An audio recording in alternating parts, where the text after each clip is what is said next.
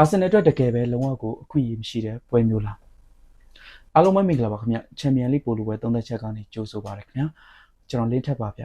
ဆိုကျွန်တော်ခုနကပြောခဲ့သလိုမျိုးပဲဒီပွဲကအာဆင်နယ်အတွက်လုံးဝကိုအခွင့်အရေးမရှိတဲ့ပွဲမျိုးလားအာဆင်နယ်အသင်းမျှော်လင့်လို့မရတော့အောင် PSG ကအရန်ကိုပြည့်စုံနေတဲ့အသင်းမျိုးလားဆိုတော့ကျွန်တော်တို့သုံးသက်ကြည့်မှာဖြစ်ပါတယ်ခင်ဗျာ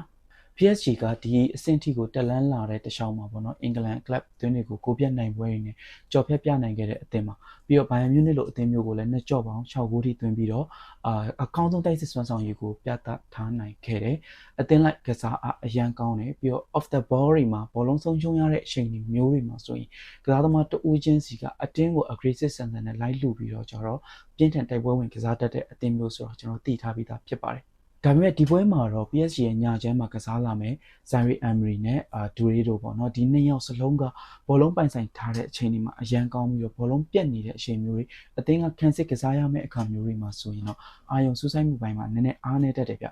PSG အသင်းအခွင့်အရေးတွေပေးခဲ့ရတဲ့တခြားလေဒီသူတို့ရဲ့ညာချမ်းကနေဒီဟာကီမီပါလာရင်လည်းတူတူပဲဟာကီမီက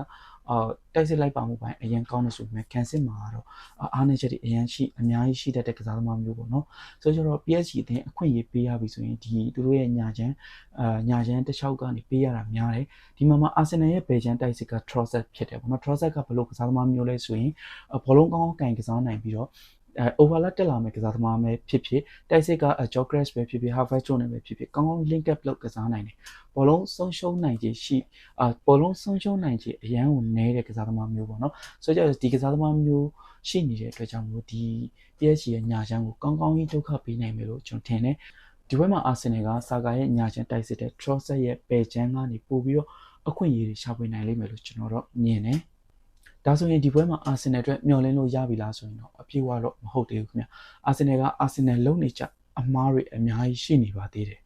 အဲ့ဒါကဒီအသင်းကတိုက်စစ်ကိုရဲရဲတင်းတင်းထိုးပေါက်ကစားရမယ်အစားဘောလုံးကင်ပြီးတော့ safe play ကစားတဲ့အပိုင်းတွေကိုပို့ပြီးတော့ဦးစားပေးတတ်တယ်အဲ့ဒီကစားဖို့ဒီ open play ကနေကောင်းကောင်း link up လုပ်ပြီးတော့တိုက်စစ်ကိုထိုးပေါက်ကစားမယ်အစားဒီ set piece တွေကိုအရန်အားကိုးလုံးနေပေါ့နော်ဒီအချက်တွေကပဲဒီအသင်းရဲ့ပွဲချိန်တွင်းမှာဖန်တီးနိုင်စွမ်းတွေရောကြပြီးတော့အစိုးဆုံးဆိုရင်ဒီ Odegaard တို့လိုကစားသမားတွေတောင်မှ